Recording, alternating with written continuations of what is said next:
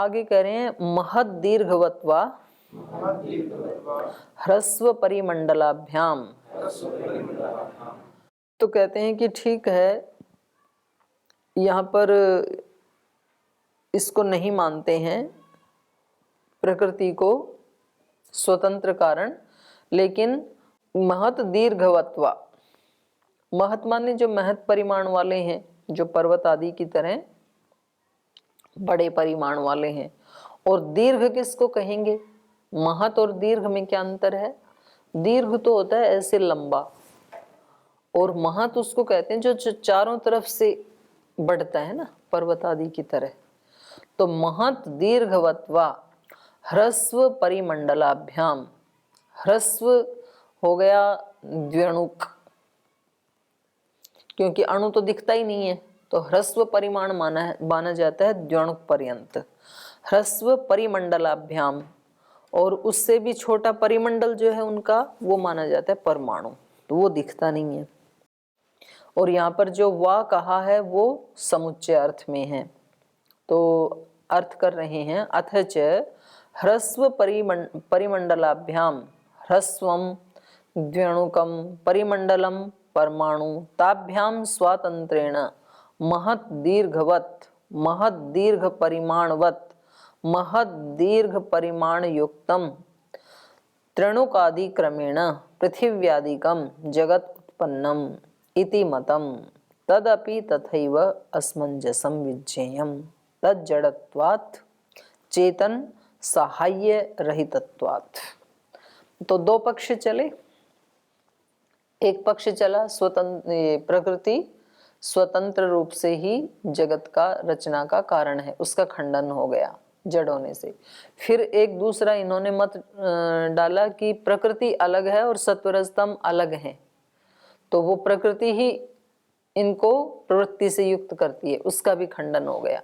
अब ये कह रहे हैं कि वो जो परमाणु है सत्वरजतम, वो खुद ही स्वतंत्र रूप से, जैसे परमाणु से द्व्यणुक बन गया, फिर द्व्यणुक से त्रणुक बन गया, ऐसे ही ये परमाणु जुड़ते गए और जुड़ जुड़ करके कहीं तो पर्वत बन गया, कहीं नदियां बन गई, तो कहीं पृथ्वी बन गई। तो ऐसा ही तो मानते हैं। जो ईश्वर को नहीं मानने वाले हैं वो यही मानते हैं, जुड़ता गया, जुड़ते गए परमाणु, जो जो जुड़ गया, जैसी जैसी आकृति बनी वैसी वैसी सृष्टि बन गई। तो ये तीसरा वाद है, परमाणु स्वतंत्रवाद। तो इसका भी इन्होंने खंडन किया। कह रहे हैं ह्रस्वम द्व्यणुकम, ह्रस्व परिमाण किसका माना जाता है? द्व्यणुक का।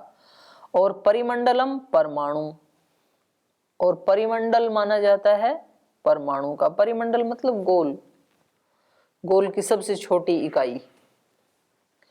ताभ्याम, तो इन दोनों से, द्व्यणुक और परमाणु से, ताभ्याम स्वातंत्रेण, स्वतंत्र रूप से, माने कोई परमात्मा ने प्रेरणा नहीं दी उनको, तो वो स्वतंत्र रूप से महद दीर्घवत, जैसे कुछ महत परिमाण वाले बन गए त्रणुक आदि। त्रणुक से, त्रणुक जो है वो 3 द्व्यणुक मिलकर के एक त्रणुक बनता है, तो वहां से ये महत परिमाण शुरू माना जाता है, और द्व्यणुक को ह्रस्व परिमाण माना जाता है। तो कह रहे हैं जैसे वो जुड़ करके महत दीर्घ परिमाणवत, महत दीर्घ परिमाण से युक्त हो गए, और क्या बन गए? त्रणुक आदि, त्रणुक आदि बन गए महत वाले।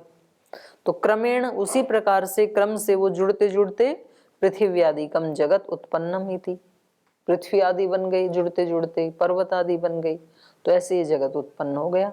तो कह रहे हैं ये ऐसा कहना भी तथैव असमंजसम विज्ञेयम, जैसे पहले वाला प्रकृति को स्वतंत्र मान के जगत रचना बता रहे थे, वैसे ही ये भी असंतुलित कथन है।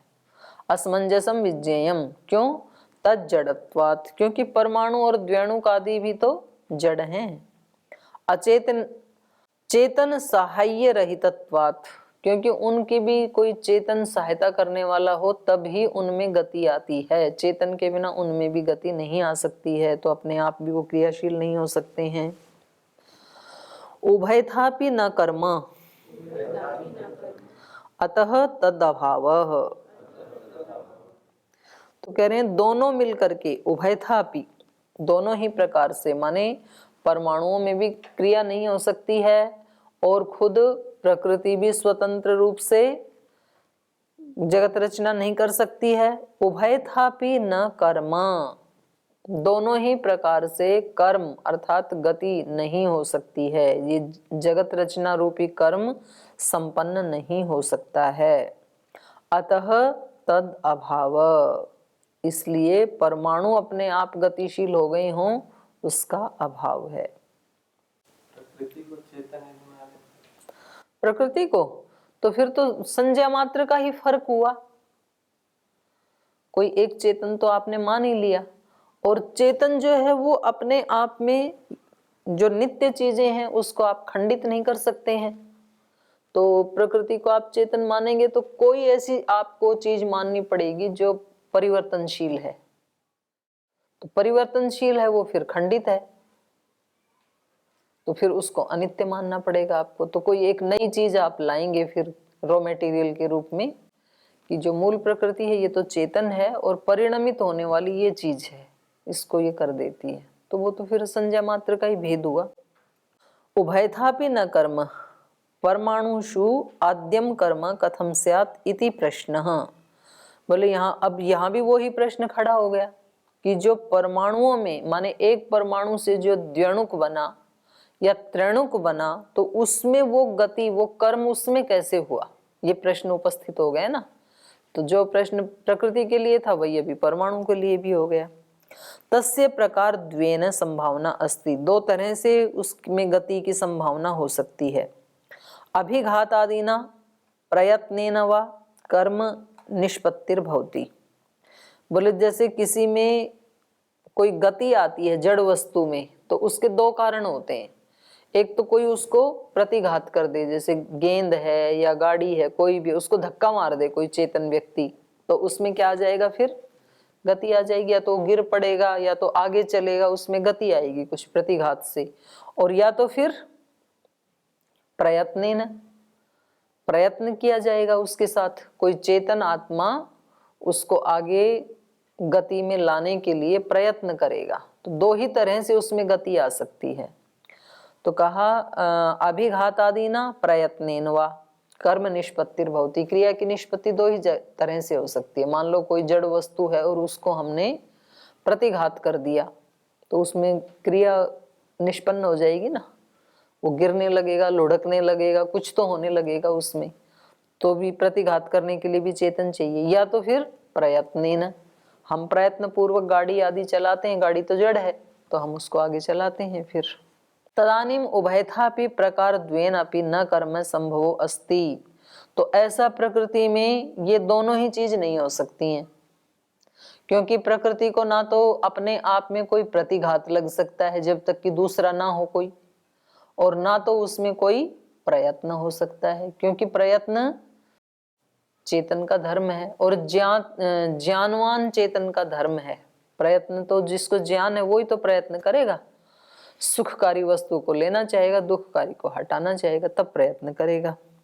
तो कहा प्रकार द्वेनापि न कर्म संभवो अस्ति यतो अभिघातादि रपि निर्निमित्तो न भवति, क्योंकि ये अभिघात आदि भी बिना किसी प्रयोजन के नहीं होते। कोई किसी को धक्का मारता है तो उसका प्रयोजन होता है ना, या तो वो उसको गिराना चाहता है या तो वो उसको आगे धकेलना चाहता है, तो प्रतिघात ऐसे ही नहीं होता है। और न च तदानीम निमित्तम अभिघातादेर वर्तते,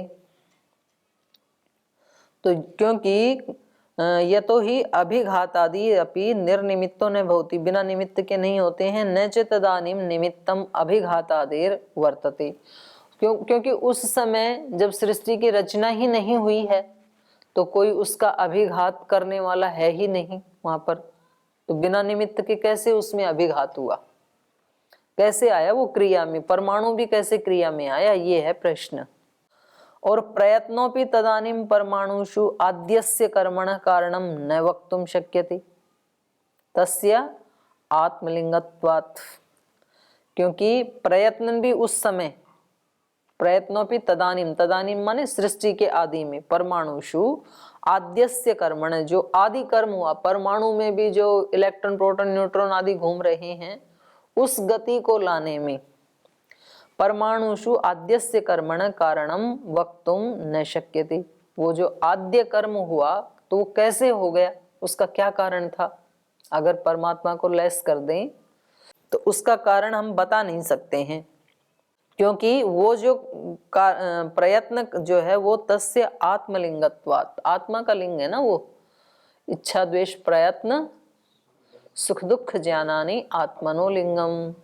तो ये प्रयत्न तो आत्मा का लिंग है, प्रकृति का तो है नहीं, तो उसमें वो कर्म हुआ कैसे, स्वतंत्र रूप से वो गतिशील हुए कैसे। सच प्रयत्नः तावत् न व्यक्ति भवति यावत् आत्मनः शरीरधारिणो न स्युः। तो कह रहे हैं वो जो प्रयत्न है, सच प्रयत्न तावन न व्यक्ति भवति, और वो प्रयत्न इस जीवात्मा का तब तक अभिव्यक्त नहीं हो सकता है, सच प्रयत्न तावन न व्यक्ति भवति यावत् आत्मनः शरीरधारिणो न स्युः। और चलो कोई यूं कहे कि जी आत्माएं तो थी ना तब सृष्टि के आदि में, और प्रकृति भी थी, तो आत्मा का रहने दो ये गुण प्रयत्न, तो आत्मा ने ही उस समय प्रयत्न करके और उनको गतिशील कर दिया, परमाणुओं को, उनके साथ ही थी आत्मा। तो बोले नहीं, आत्मा में भी ये गुण जब तक वो शरीर धारण ना कर ले तब तक ये प्रयत्न गुण उसमें भी उत्पन्न नहीं होगा। प्रयत्न कब करता है आत्मा, शरीर धारण करने पर। सच प्रयत्न तावन्न व्यक्ति भवति, उस आत्मा का लिंग तो है, ये लक्षण तो है, लेकिन ये लक्षण भी तब तक अभिव्यक्त नहीं होता यावद आत्मानः शरीर धारिणो न स्युः, जब तक वो आत्माएं शरीर धारण ना करें। शरीराणि च तेषाम न जगत प्राग भवन्ति, और कह रहे हैं कि जब अभी तो सृष्टि की रचना ही नहीं हुई, तो ये भी नहीं कह सकते हैं कि आत्माएं शरीरधारी थी, क्योंकि अभी तो सृष्टि रचित की शुरुआत होगी, फिर कुछ बनेगा, तब अंत में जाके कहीं मनुष्य का शरीर बनेगा, और जब मनुष्य का शरीर बनेगा तब ये आत्मा प्रयत्न करने में समर्थ होगा। तो अभी तो सृष्टि का, अभी तो परमाणु को गति दी जा रही है, तो आत्मा तो कोई प्रयत्न कर ही नहीं सकता है। शरीराणि च तेषाम न जगतः प्राग भवन्ति, क्योंकि उन आत्माओं के वो शरीर जगत से पहले तो हो नहीं सकते हैं। एवं प्रयत्नस्तदानीम न भवति, तो इसलिए आत्मा का प्रयत्न तो हो नहीं सकता है।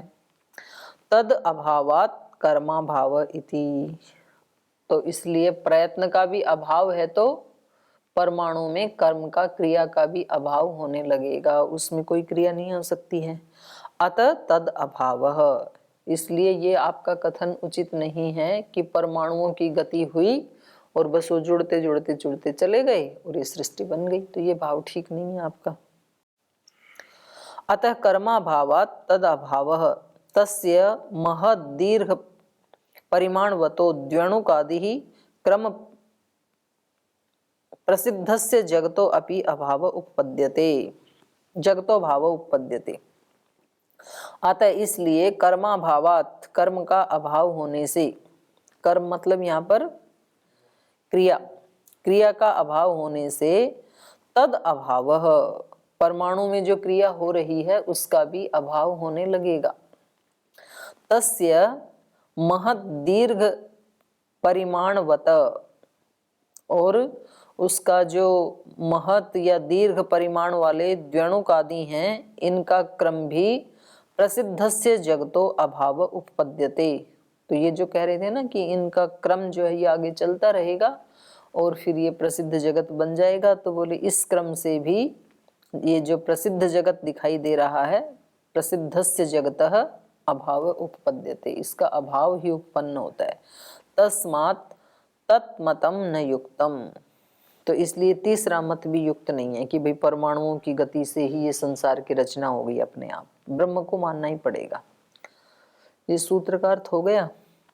अब शंकराचार्य जी के भाष्य के बारे में कह रहे हैं। शांकर भाष्य इदानीम परमाणु कारणवाद निराकरोति।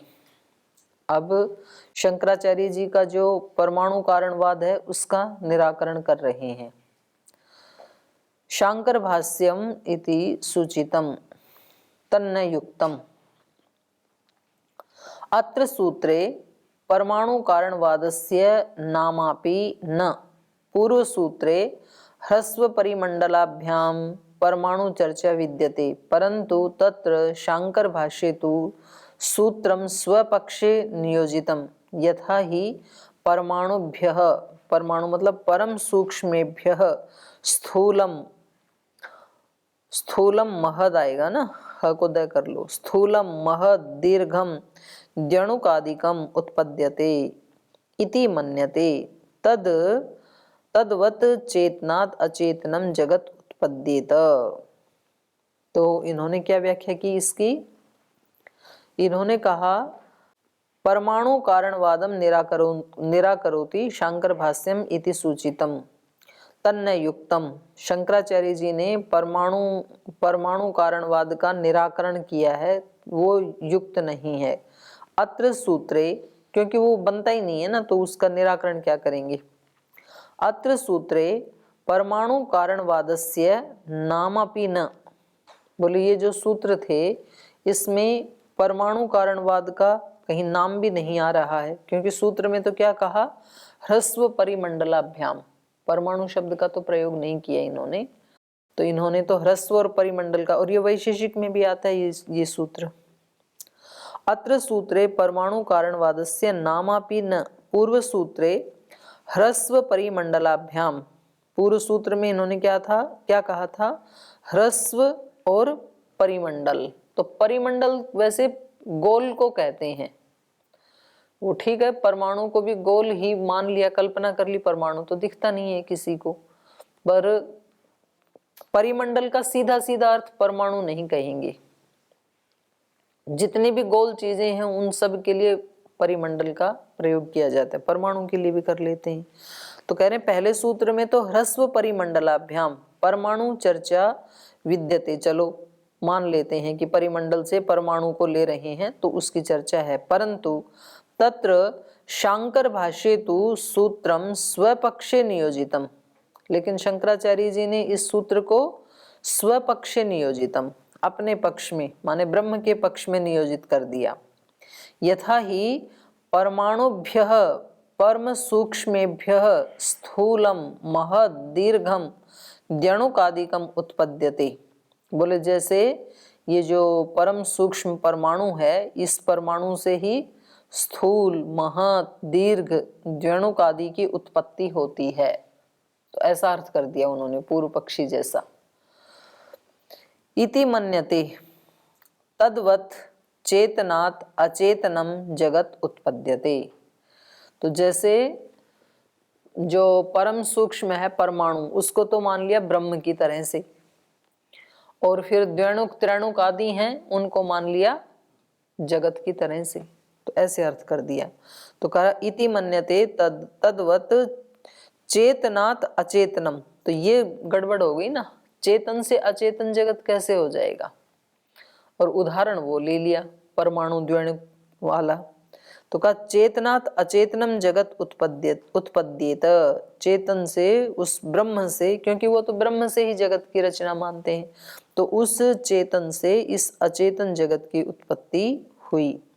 तस्मात् शांकर भाष्ये सूत्रम व्याख्यानम अयुक्तम, तो ये जो उन्होंने व्याख्या की ये उचित नहीं है।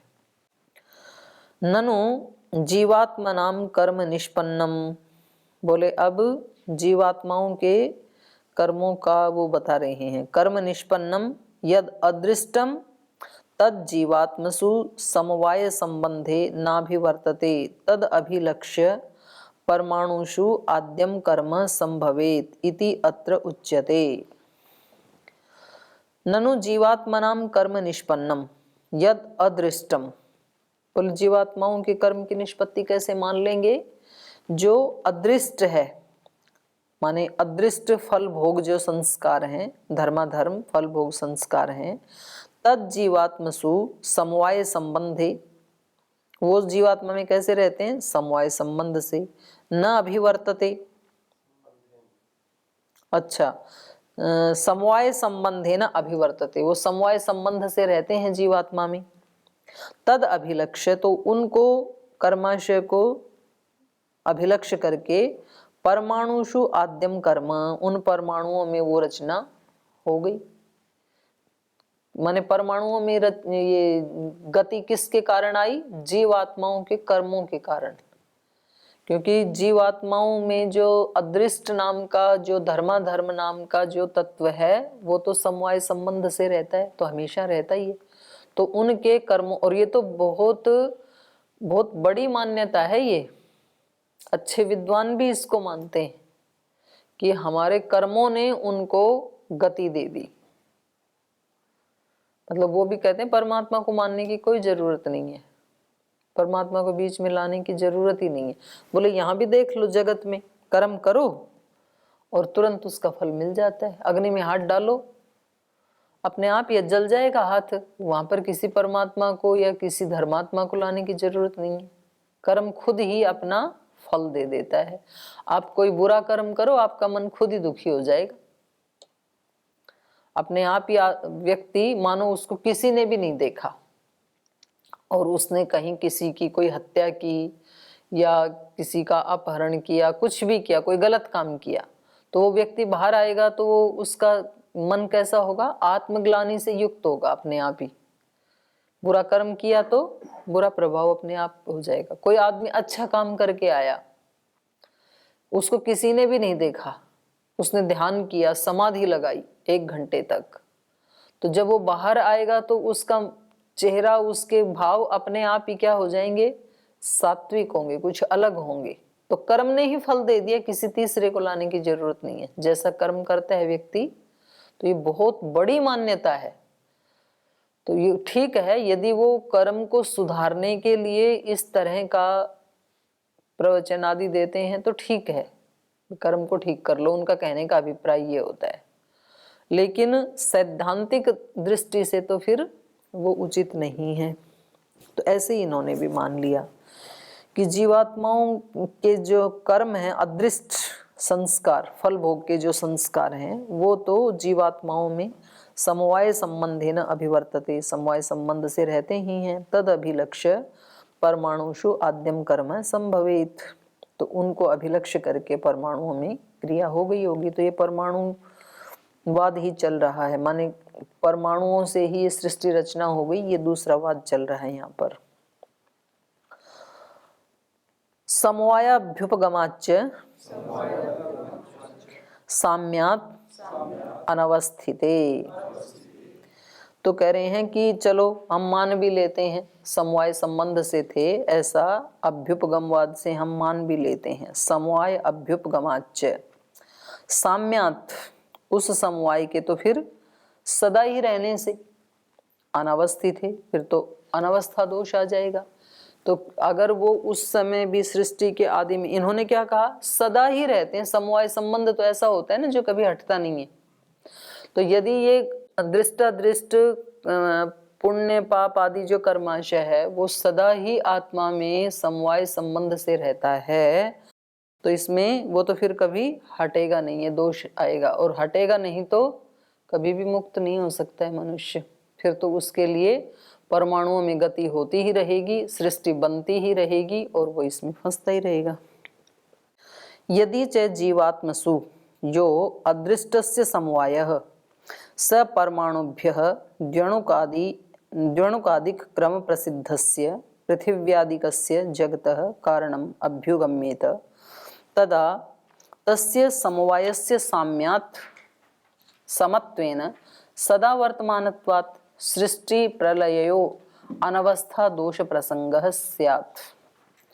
तो कहा कि यदि जीवात्माओं में जो अदृष्ट धर्माधर्म रूपी संस्कार है, इसका समवाय आत्मा में हमेशा समवाय संबंध से रहता है, और स परमाणुभ्य, वो जो अदृष्ट है वो परमाणुओं से द्व्यणुक आदिक क्रम प्रसिद्धस्य, द्व्यणुक आदि का जो क्रम है जो कि प्रसिद्ध ही है, उसका पृथिव्यादिकस्य जगतः कारणम अभ्युपगम्येत, उसको इस सृष्टि की रचना का कारण यदि मान लिया जाए अभ्युपगमवाद से, तदा तब तो साम्यात् अनवस्थिते तस्य समवायस्य साम्यात्, उस समवाय के सदा वर्तमान रहने से, साम्यात् मतलब समत्वेन, हमेशा ही रहने से, समता में रहने से, सदा वर्तमानत्वात् उसी को खोल दिया, सदा वर्तमान रहने से सृष्टि प्रलयो अनवस्था दोष प्रसंगस्यात्, कभी भी प्रलय होगी नहीं ना फिर,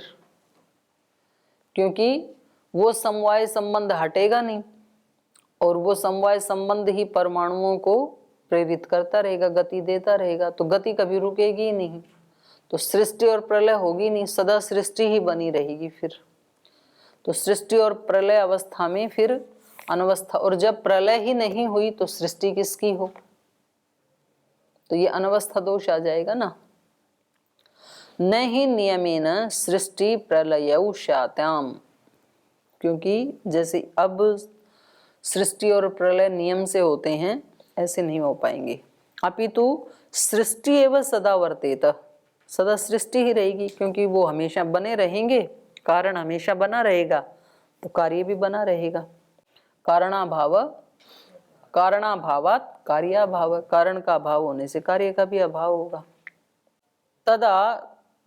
तदा कारणवादस्य अपि अनवस्था प्रसज्जेत, और फिर कारणवाद की भी अनवस्था होगी। जो परमाणुओं को आप कारण मान रहे हैं ना, तो इस कारणवाद की भी अनवस्था होने लगेगी।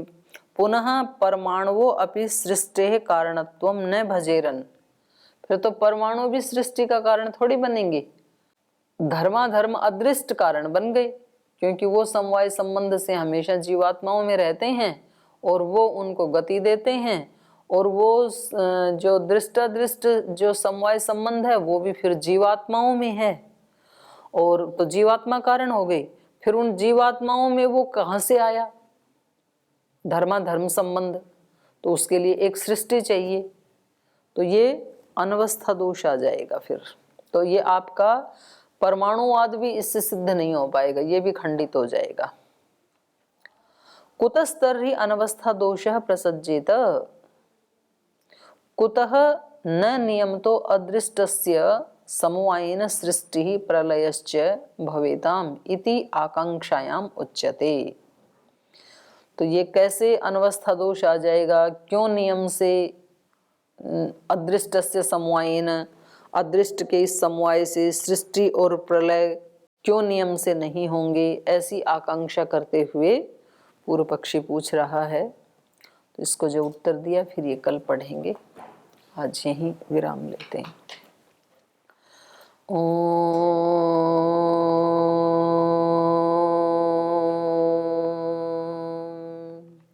शांति शांति शांति। श्री गुरुभ्यो नमः।